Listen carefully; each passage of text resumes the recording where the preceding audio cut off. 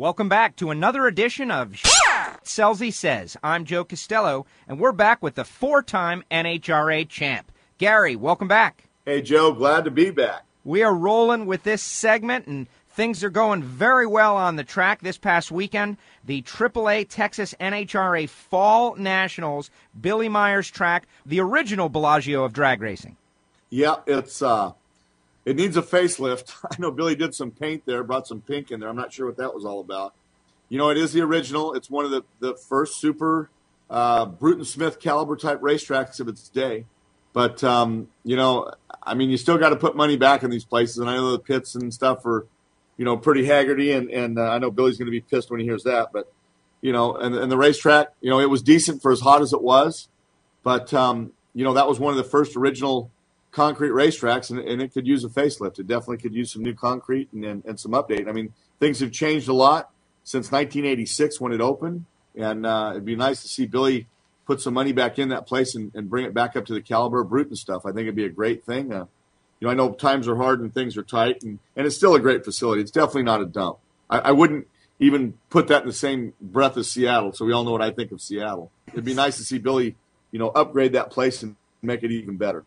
We certainly want to see facilities as good as they can possibly be for all the fans out there. The racing, on the other hand, I thought that the racing was great. That extreme hot weather, the crew chiefs having to navigate the track, made for some major upsets in every category. Let's start out in Top Fuel, where Bob Vandergriff, the guy had made 13 final rounds and never had won. The odds of that happening, you know, Gary, you'd think someone would go up and smoke or slip over the edge, or he might have lucked into one of those along the way. Finally gets the win with a defeat over Spencer Massey. Well, Bob wasn't that stellar. He was the first one to the finish line. I mean, I'm not going to take anything away from his win, but, you know, he won the race. Let's just say that. He didn't run any fabulous times, but he didn't have to. And beating Spencer Massey was a big thing. Even Spencer seemed to be happy for Bob to do that. You know, it was great to see Bob, after being in that many runner-ups, to win a race like that. And I think he thought better of it halfway back running up the drag strip. That was a little winding, but it was good. It was good for the fans. I know everybody likes to see an underdog win, and I was sure rooting for Bob. You know, as much as our NHRA has the super teams and our sport really thrives on it now, it was great to see the underdog win and beat one of the big guys. Now, have you ever run any considerable distance in a fire suit, helmet, boots? Because it looked like it was just exhausting. It had to be. And Bob's not in bad shape by any means. I know he walks the golf courses. He plays a lot of golf, and that's strenuous. But, no, I try not to. I did a Scelzi Says in a gymnastics place in Indianapolis one time, trying to do cartwheels and stuff like that. And that was doing the rehearsal on that, trying to get those things right and doing flips. I was working up a pretty big sweat, and that was indoors in air conditioning. So I'm pretty sure that Bob was plenty winded when he got done. Now, after two races, Spencer Massey has taken the points lead, but it feels like Top Fuel is still wide open. The DSR cars, Antron Brown, after his win last week, didn't get the result that he wanted. Del Worsham, Larry Dixon either. Tony Schumacher goes out in the second round. Just seemed like a day of upsets. It was, and you know, I'll tell you, Antron to salvage a semifinal finish there was big for him, because now he's got a win and a semi. That's not going to hurt him at all. I'm not too worried about their performance. You know, Tony Schumacher, I don't know what's going on with him. He just can't get the luck and the consistency that he needs. You know, even the Fram car, it's a little off in consistency, and it's a fast sucker. The one that I'm surprised about is Dixon and Worsham, because I felt that Alan Johnson would have a better handle on, you know, especially the first two races, that they would be right in the middle of this thing. And they will be before it's over. But I'm just surprised that they've had the problems that they've had at the first two races. That is so uncharacteristic of an Alan Johnson-owned race team. So that's going to be interesting to see where that lies. But right now, you know, I'd say Schumacher's teams have the upper hand. And I'd say right now, smart money's on Antron as of now, but it's still way early. Moving over to Funny Car, Cruz Pedregon goes up against Ron Capps in the final. And Ron had him off the starting line, but Cruz was able to drive around with a 420 at 3:02. Cruz had been putting up some just huge numbers at the U.S. Nationals a couple of weeks previous, and all season long, a car that has been capable of putting up an unbelievable number, but hadn't won. Cruz finally gets the win and helps himself out in the points, but I think the race that everybody wanted to see happened in the first round, where your old championship crew chief and the current championship crew chief and current points leader, Mike Neff, went up against the most recent winner, Matt Hagan. Yeah, that was big. Zippy and I were together for almost 6 years, and we're really close. And when I raced with Alan Johnson back in the beginning, Alan told me, you stage this car thin, and I don't care what your light is. Do the best you can. And I guarantee you, if we have lane choice, we'll win more than we'll lose. And I got left on every single race almost. It was very rare that somebody's reaction time wasn't better than mine. But our 60-foot was always 2 to 3 to 4 hundredths better than the guy next to us. And every time they took a picture of our car by 60 foot, it was ahead, which means when you roll the car in 3, 4, 5 inches, it makes your reaction time 3, 4, 5 hundredths better, but it takes away the ET. What Mike Neff did on Sunday was he staged the car thin because if you remember, even Dunn had it on TV, Mike Dunn, that there was like 6 wins and 0 wins on the right lane and 6 wins in the left lane. So lane choice or vice versa, I can't remember which one it was, but that was very important. So Mike went in and staged the car shallow and had an 090 something light. And I'm going to tell you, that's very respectable for a thin staged car. Now, I don't know what Hagen's light was. It was a good light. Whether he rolled it in a little bit, a couple hundredths, I don't know. Maybe Hagen just did hit the light ahead of Zippy. But Zippy did what he was supposed to do, and I hope it doesn't affect Mike, and he continues to do the same thing, because when you get to a one-lane racetrack like that, or it was that way in early rounds, you have to continue with that same theory. That won me 3 world championships in Top Fuel, and it got me a 4th in Funny Car. And that was because lane choice was more critical because of racetracks being 1 lane and not 2 like they should be. It was more critical doing that. And I got beat on many a hole shots, believe me, throughout the season. Now, whether they were or they weren't, no, I mean, I'm sure I was late on some of them, but, they weren't as bad as it looked. A 1 flat to a 090 something is very good in Funny Car thin. Trust me. So, Mike, keep up the good work. You're on a roll. I hope you win the championship, and don't let it get to you. Just for the record, Hagen had an 072. Zippy was 098. Is there a formula for rolling in deep, how much it cuts out of your reaction time? A couple of hundredths? Well, normally, if you don't turn the top light out or blink the top light, that's 0.05 of a second. So instead of a 1 flat, he'd have an 050. Now, Matt may have, Matt's a good lever. I'm not going to take anything away from him. But sometimes hitting the gas the same, one car reacts sooner than the other. And trust me, I'm not trying to defend Mike Neff. Sometimes drivers just leave quicker. But a lot of times the cars do leave quicker. And I know Caps, if you look at Caps' reaction times, he's an 08 something no matter what on race day. And he might steal 1 or 2 on the starting line, but no matter what, that guy's going to give you an 080 something. The Top Fuel cars, too, the Fram car, that kid's phenomenal. He's an 060. He's a 040 when he has to be. Antron, Del Worsham, Dixon, all those guys can deliver when they have to. So, and they all go in thin. Top Fuel race is way different than Funny Car. I remember when I was with Schumacher Racing, I was at Atlanta, Georgia, watching Bazemore, and Bazemore rolled that car in so far without turning the top light in, I couldn't even believe it. And so a lot of us, when lane choice wasn't critical, we called taking a chunk, and that means rolling it in deep without turning the top light out. And what it does, it pads the driver's ego, and it makes us look better, but it kills the 60-foot. And normally what happens is you end up losing lane choice. So you only do that on racetracks where lane choice isn't critical. Recently, Antron has been talking about something very similar to this, which is, and it's kind of funny because the sport to me comes across a lot like blackjack or even poker, where you don't have to have the best hand in the world. You don't have to have 4 aces to win. You just have to have better than the other guy, and it's a combination of all these things together. So as long as the driver puts up a competent reaction time coupled with the team and the good 60-foot and a good run, that total package can beat a driver with a great reaction time that doesn't go down the track quite the same way. And when you have a driver that's consistently a lever, that's a mental advantage. You got to go up there. I mean, I'll tell you, in 2005, I absolutely blew it first round in Dallas against Phil Burkhart. Phil Burkhart was one of those guys that rolled him in and would cut phenomenal lights that were, you just couldn't do. And I threw up, hit the gas, My foot moved and my brain didn't, and I red lit and threw away a winning run. I thought it was going to cost me the championship. Fortunately, it didn't. But, that plays on you. And in my whole career, I had 3 red lights, 2 in Top Fuel and 1 in Funny Car. So in the hundreds of runs that I made, that's not a bad record. But again, I remember it like it was yesterday because I was sick to my stomach. I thought I cost my team the championship.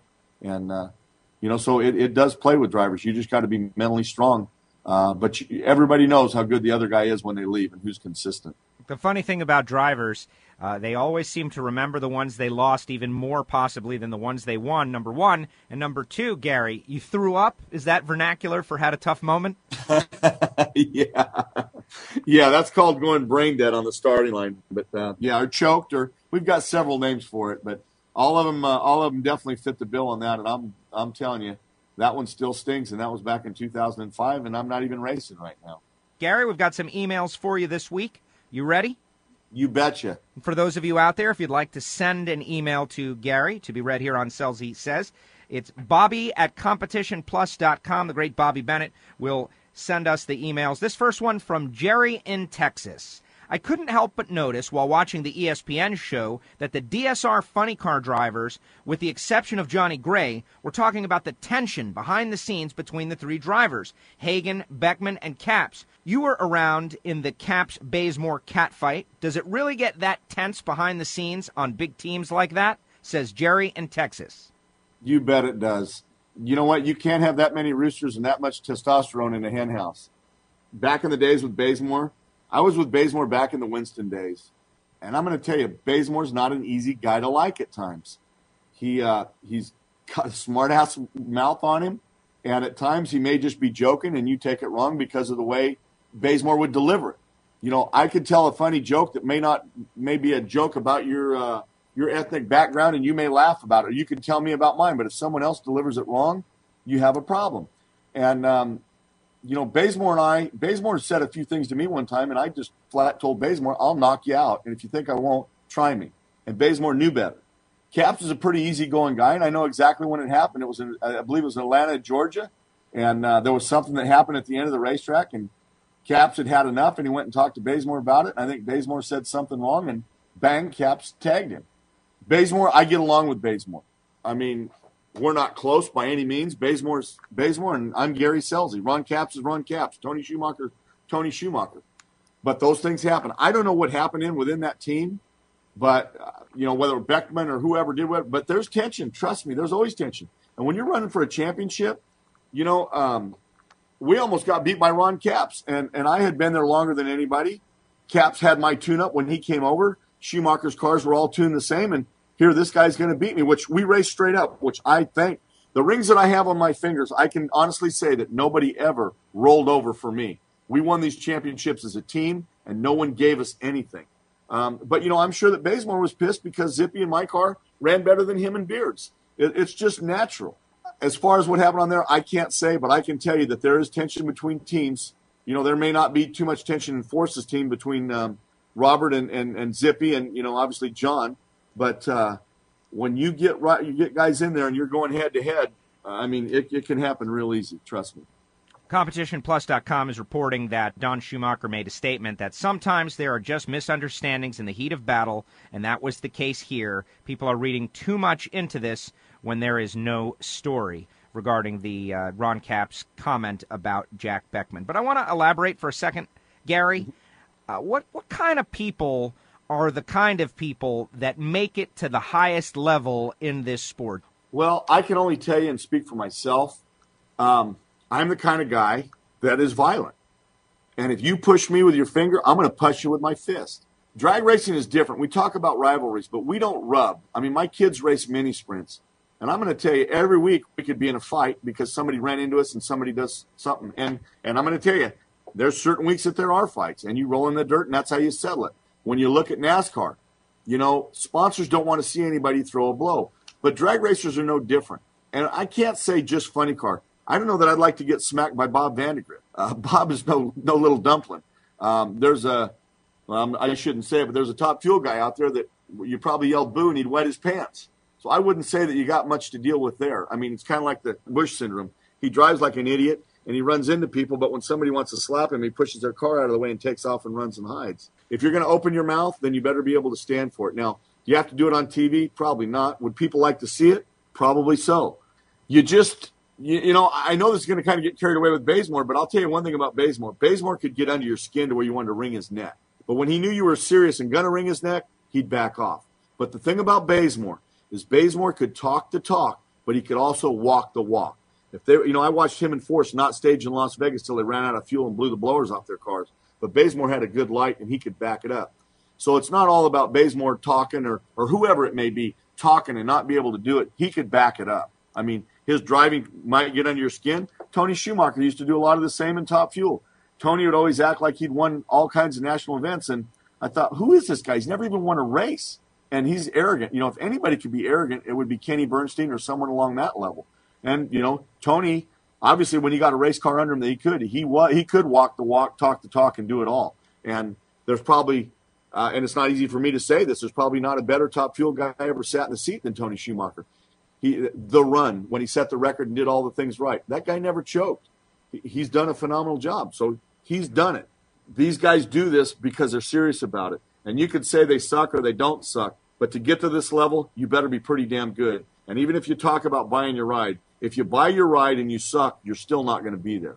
So, you know, that's kind of my thought on the thing. And Gary Scelzi's always been known, if you push your finger in him, you're going to get a finger pushed back or more.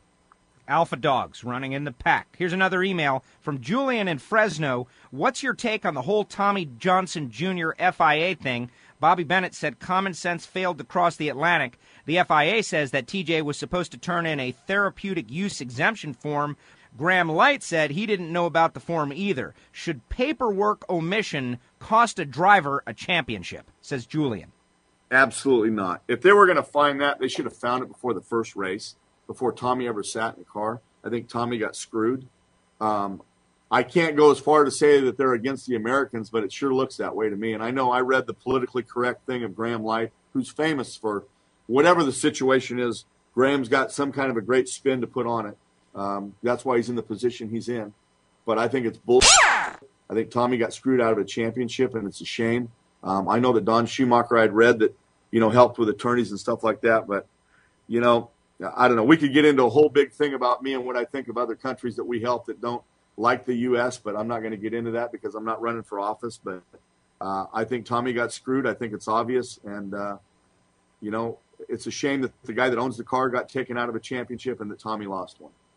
Absolutely. TJ was doing great with the driving over there. I know he wants to get back behind the wheel over here, and that would have been a big help. It's a shame it didn't work. It didn't work out in that case. Gary, your thoughts on Reading, race 3 of the 2011 countdown?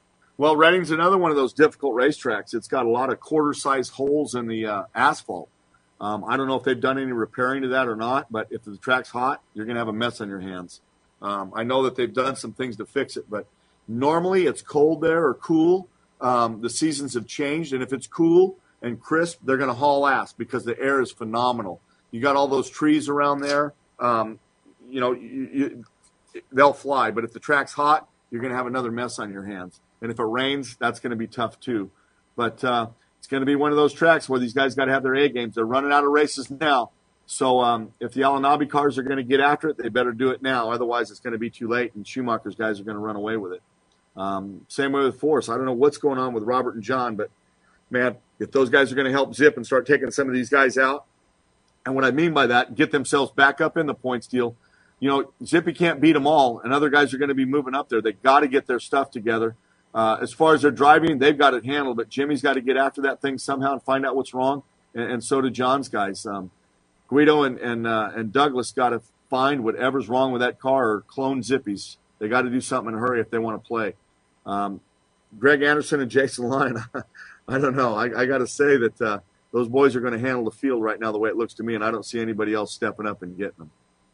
Greg has been really surprising, starting the countdown with 2 first-round losses. Kind of shocking. They need to make a move, otherwise Jason's going to run away with this deal. Gary, Yep. Excellent work as usual. You really brought it today.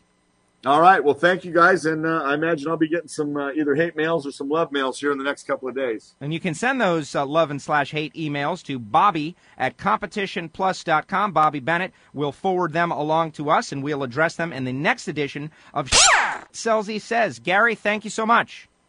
Thank you, Joe. Talk to you soon. He's the 4-time champ, Gary Scelzi. I'm Joe Costello from WFO Radio, and this is the Scelzi Says.